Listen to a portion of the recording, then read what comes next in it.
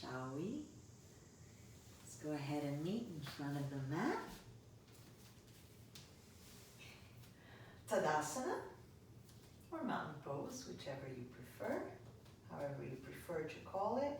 Go ahead and take all those 10 toes and lift them up and root the back of your heels down into the earth. And then bringing the toes back down, release the arms. Come into your breath and just notice what's going on with the mind right now.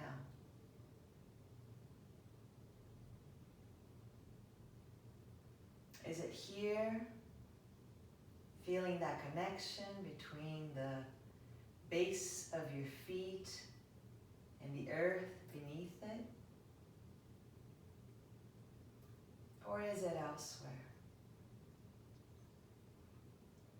Is it here, feeling the strength of the legs supporting the torso, allowing the torso to become more buoyant, shoulders to become freer, the back of the neck, the arms to release off of the shoulders?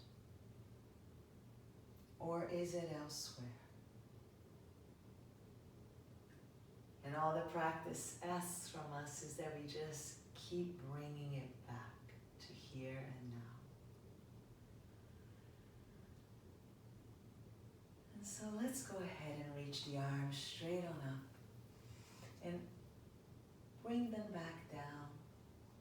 And now this next time, as you bring the arms up, lift from the side body.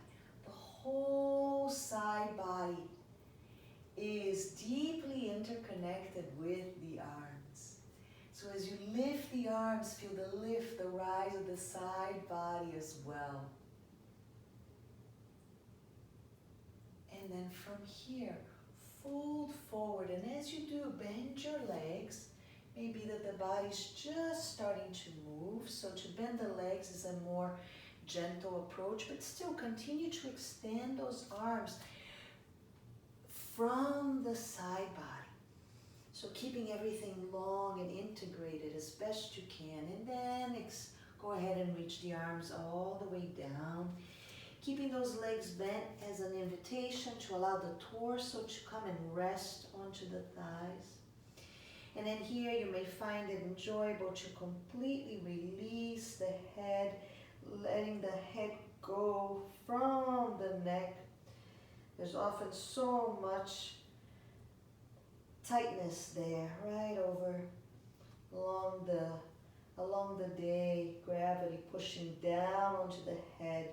And so here you have an opportunity to reverse that.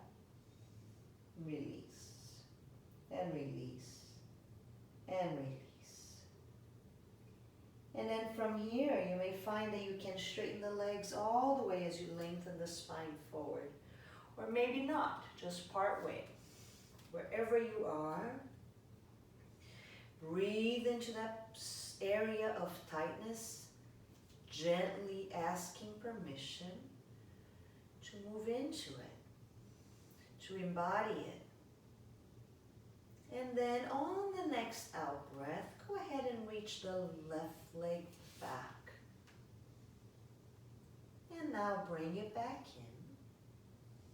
And then from the inner groins, press down into your inner heels. Press down.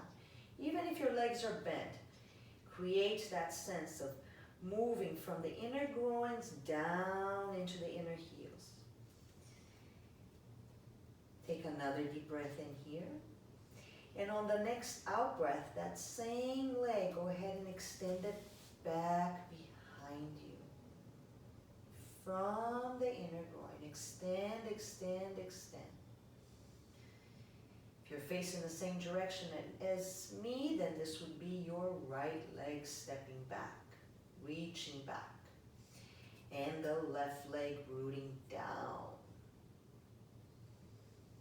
And then from here, go ahead and step that leg all the way back.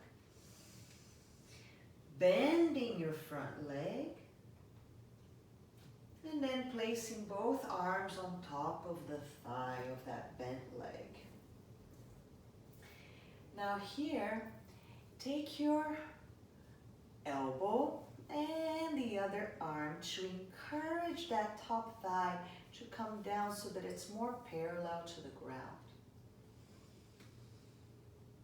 The more parallel that leg is, actually the lighter it is on the joints. You may find that you can bring that elbow in a little bit closer to the upper thigh.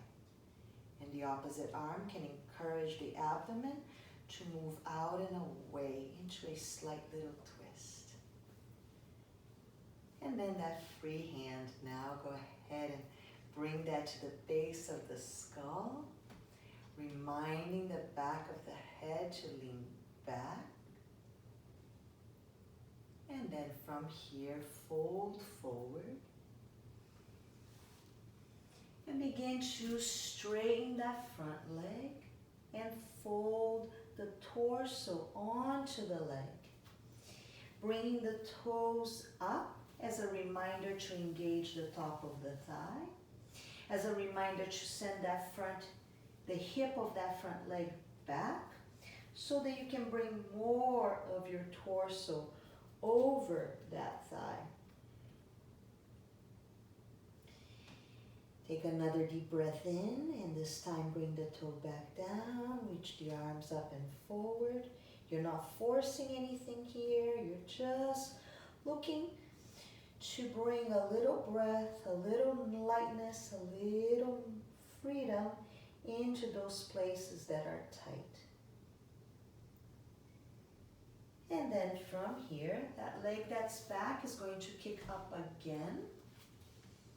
As you reach that leg up, only go to where it feels safe. You're not overstraining yourself once more.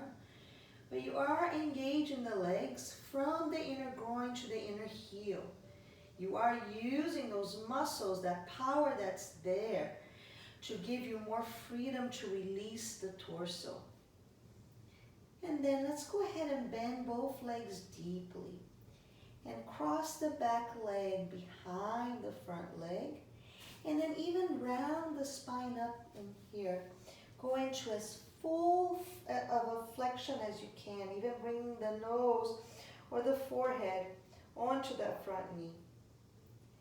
And then on the next in-breath, extend on out again. And exhaling, rounding up. Nice and tight. Round, round, round. Inhaling up once more. If the hip of the leg that you're standing on is feeling a lot of activity right now, that makes a lot of sense. And then rounding up once more. Round, round, round. And this time, let's go ahead and find our way all the way down into the ground. Into Gomukhasana. So the feet are apart. And if this does not feel safe, on your knees, then of course modify to something more like this. And if it's okay on your knees, but the lumbar is rounding, then by all means bring yourselves into a higher place, right? With a blanket or two. So move the tush of the bottom leg out so as to connect more with the sit bone of the leg that is on top. So here you want to bring the knees as close together as you can. Again, without straining. And just feel that base, feel that connection. I like to place my hands on either ankle and just pull them in the opposite direction, of course, gently, right? Not forcefully, because you really want the engagement to come from inside. So it's the inner groins that are moving towards one another and allowing the feet to come apart.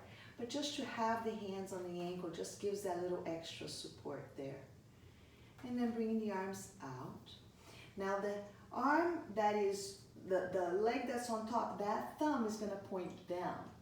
And the leg that's on the bottom, that thumb is going to point up. And then you're just going to reach the arms like so and bring them around in the direction of meeting one another. But that's not essential. We're just going to warm up the shoulder joints a little bit. So just dance this way.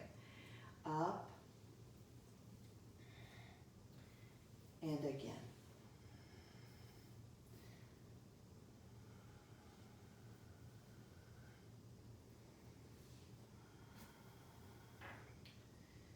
Breathing, lubricating the shoulder joints. And out. One more time. And now let's go ahead and hold it here. And as, or actually just extend that top arm for a moment. And as you turn the thumb in, draw that armpit in, draw that elbow in as well.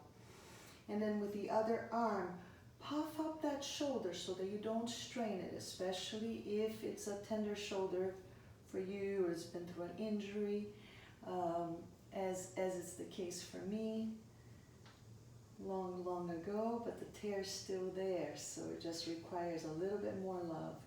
And then nudge that back hand on the way up in the direction of the tops of the shoulders, the thoracic spine, and what you're doing here is as the top elbow moves up, as that bottom elbow moves down, you're encouraging the thoracic spine to move from back to forward.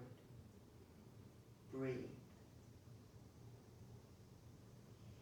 And then as you're ready, release the top hand, top arm, and then use that hand to encourage slowly that bottom arm to come down, especially if there's a sensitivity, as I said is the case for me.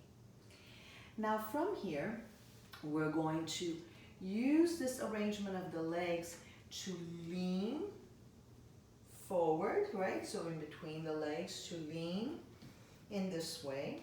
And then find ourselves kneeling facing the opposite direction.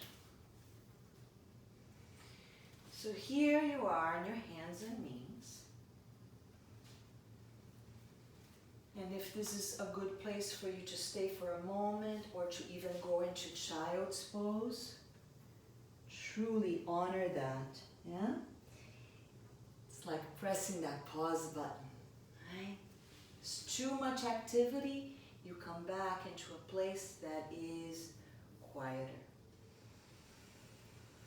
And so those of us who are ready to move on a little bit further, let's walk the knees a little bit further back. And let's come into a kneeling plank. So the shoulders broaden, the tips of the shoulders move down towards the waist, the low abdomen lengthens up towards the sternum, and we find our way down. And now here, let's go ahead and take the hands to support the forehead, so to create a little pillow for the forehead. And now let's locate the right leg, and let's lift it up like you're lifting up a tray. And then here again, locate the inner groin of that right leg, the inner heel of that right leg, and then extend, extend back. Don't be so concerned about height, but just extending that inner groin to the inner heel, back and away from the hip socket, and then coming back down. And now bending the left leg or the second leg, whichever one that is. Place a tray on top of your foot, an imaginary tray. Bring it up, bring it up, bring it up. Bring it up perhaps even a little bit higher if it's there for you. Of course, you don't want to tip over whatever it is that's on top, so keep that foot steady. And then here again, locate the inner groin. And from the inner groin, extend out to the inner heel. Extend, extend, extend, extend. Don't be so concerned about height, but really extend out from the inner heel. Lengthening that leg away from the hip socket. And then back down. And just breathe here. Just feel the abdomen resting onto How soothing that is. And then bring your hands by the shoulders. So this would be your typical cobra pose, yeah? But instead I'm going to suggest that you place your elbows where the hands are. And come into a forearm type of cobra, sphinx pose, as some of you may know it as. So now again, from the inner groin to the inner heel of both legs, stand back. And then from the low abdomen to the sternum, lengthen forward. As the shoulders broaden, as the tips of the shoulders move back, and the back of the neck is just an extension of the spine, so it continues to extend. And now go ahead and place the hands where the elbows were, and slowly find your way back up through that modified plank pose. And then widen your feet for this first downward facing dog, and keep your legs bent as you send your hips back. So with the legs bent, it's a lot easier to decompress the spine in this shape, yeah? Especially if the body's still a little bit stiff, you're just starting to move. And so rooting through the base of your feet, really engage in the outer glutes. Shift the weight back to release the spine. And then as you're ready, step your right leg forward and the left. And then sit back into Utkatasana chair pose. Now engage those outer glutes in this Utkatasana as to free up the spine on your next in-breath. You just take a moment to be here with that long spine. And on the next out-breath, come on up. Again, we meet in Tadasana. This time placing one hand over the heart and the other over the abdomen. Just feeling that connection of breath and physical movement.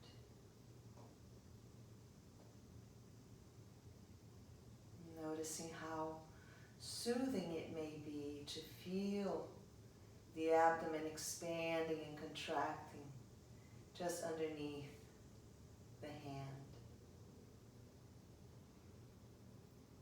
How soothing it may be to feel the pulsation of the heart underneath the hand.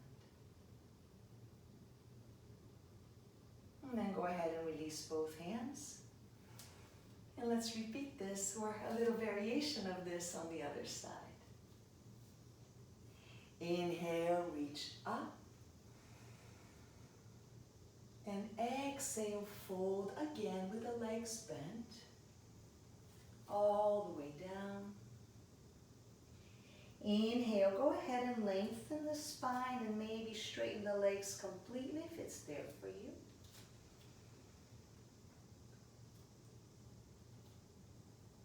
And now taking your left leg back. Notice how that feels. Bring it back down.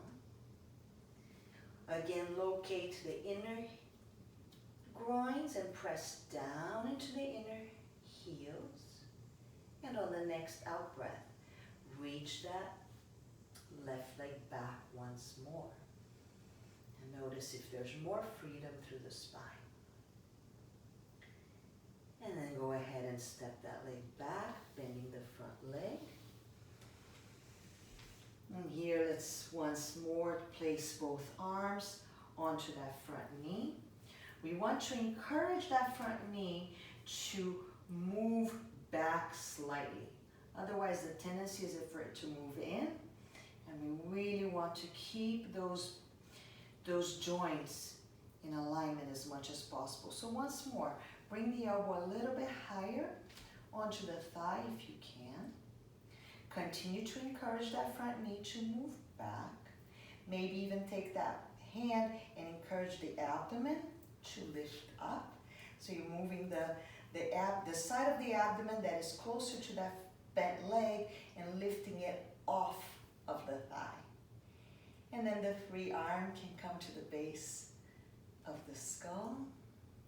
And then here, use that as a tool to remind you that from the base of the spine, you want to lengthen in this diagonal shape. Lengthen and lengthen and lengthen. So as you continue to root through those legs, you're lengthening the torso up. And then go ahead and frame that leg, that front leg with both hands as you begin to straighten it. Walk that back leg out to the side a little bit more so that you're not in such a tight rope. And on your next out breath, bring the toes of that front leg up as a reminder to engage the top of the thigh and to encourage that top hip to move back. And as you do, notice that you have a little bit more space to send the full torso over onto the top of that thigh. And then bring the front toes back down. Keeping the legs engaged, go ahead and release the torso as much as possible. Release the head from the neck. Release the neck from the shoulders. And release the torso from the pelvic floor. And on your next in-breath, bending that front leg, extending that back leg back again. And this time, let's go ahead and bend both legs deeply. And cross that free leg up on top behind your standing leg. And rounding the spine up as much as it feels available to you. Releasing a little bit more space along the vertebrae. And on the next in-breath, unravel, lift up, reach up, strong legs. You're not forcing the stretch, but you are engaging through the muscles as you kick up. And then exhale and round again.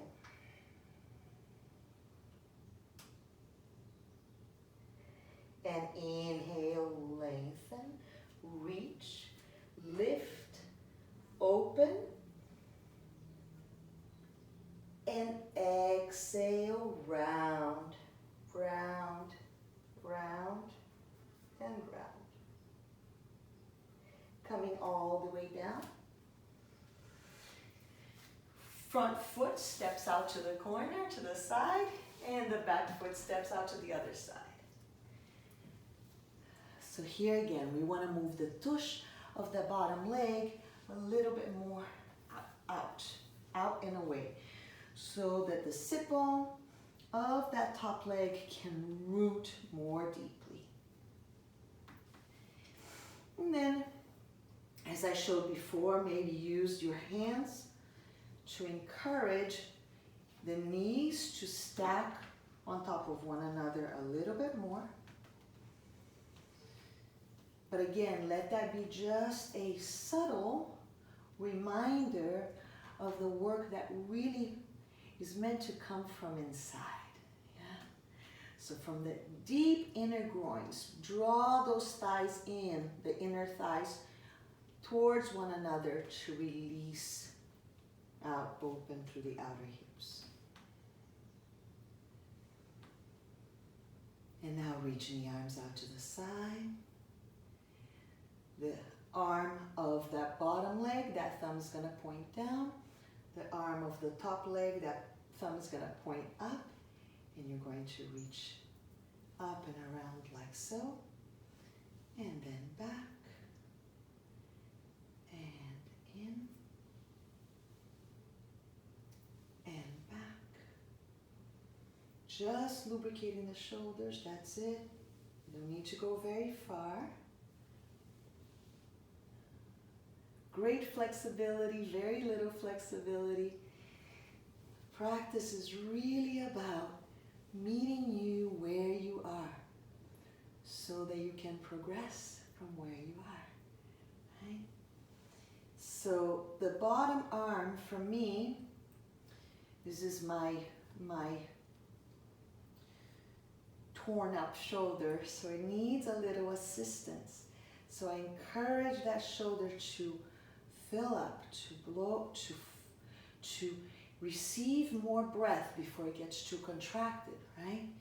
And then from there, I can use that top arm to encourage that hand to move more towards the middle of the shoulders, with the aim to be the elbow to move down and the shoulder to broaden.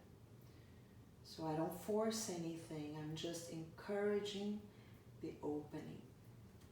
And then the top arm, the elbow moves in, the hand goes in, and then those two hands move in the direction of one another. Maybe I can find fingertips there on a good day after being warmed up. Maybe you can do a whole full hand clasp. So wherever you are, the top elbow lifts up, the bottom elbow roots down, and the collarbones broaden. And the whole thoracic spine from the back moves forward. It expands. Breathe. And then very slowly, I'm taking my top arm and using it to assist the bottom arm to come down. Just taking a moment there to just feel the effects of that work. And then wherever the top leg is, turn in the direction of it. And then let's once more find our way back to facing the opposite direction on our knees. So here once more that option to come into child's pose, or maybe come into the kneeling plank or kneeling chaturanga, I should say here. And now this time we're going to bring one forearm parallel to the front of the mat, and then the opposite hand is going to encourage the inner groin of that leg to lift up, as we've been talking about, and then that leg to bend. Perhaps you find that with the thumb up, you can catch that foot and push back. Perhaps you can't catch the foot, so you just work here or even here, or as we did before, lifting up the leg from the inner groin. So whatever you are, this is an opportunity to encourage the top of the thigh to move in the direction of the femur bone. So in this case, up. Yeah, to engage in this way. So the lumbar can be freer and more open to lengthen. And then maybe draw that foot in, closer, maybe, don't force. If you were happy where we were just a moment ago, stay there. If you're happy with the option that we did on the other side, do that. And if it's there for you, turn the fingertips in and bring that ankle to the outside of the foot.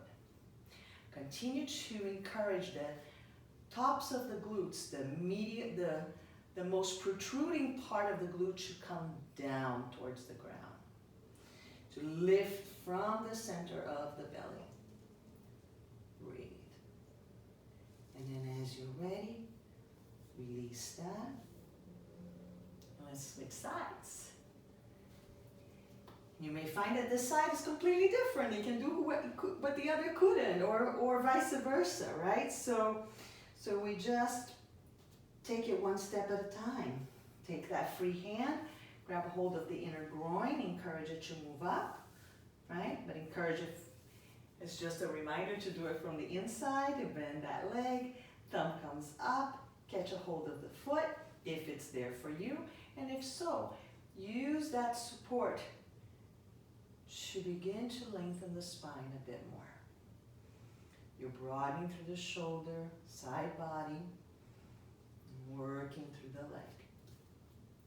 Oftentimes we get more out of more conservative movements than very extravagant ones, because we can be more integrated. And if it's there for you, draw that foot by the outside of the hip. Draw it in, draw it in, draw it in. And maybe turn so that the fingertips point in the same direction as the toes. Bringing that foot as close to the outer hip as you can. Breathe. And as you're ready, release that. And let's go ahead and take that forearm Sphinx shape once more. So both forearms are on the ground, steady. Inner groins are moving back. Low abdomen lengthening out to the sternum. Fronts of the shoulders broadening. Back of the neck is free. Lift up, lift up, lift up. And then placing the hands to where the elbows were. And coming up through this kneeling chaturanga towards the bent leg, downward facing dog with the feet wide if this still feels helpful, or maybe straightening the legs all the way now into full Adho Mukha Svanasana. Maybe bringing the feet narrower this time around.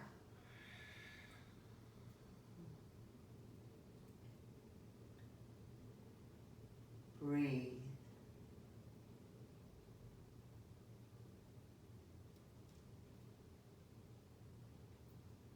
Left leg forward and the right.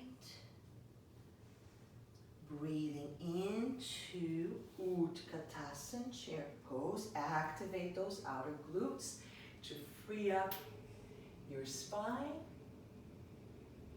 Sit down maybe a little bit lower. Lift the torso up a little bit higher. Once more, maybe sit down a little lower. Lift the torso up a little bit higher.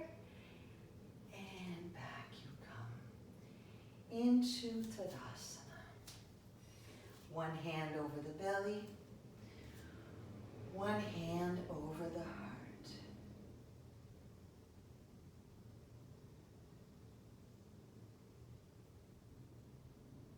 Feeling the expansion and contraction.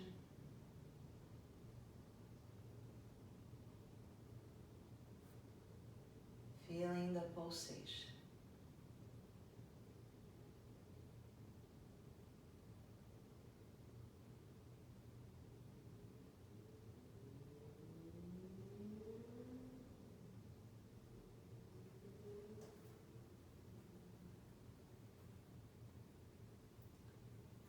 And release.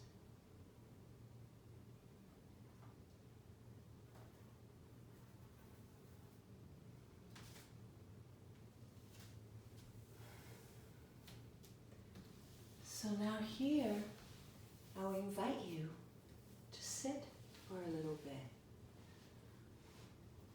And just bring your attention to your breath, perhaps counting the breath. Perhaps you have a special technique that you use to connect, to give that tool that we have to listen to the inner whispering sounds of our intuition, of our true voice, a chance to be heard.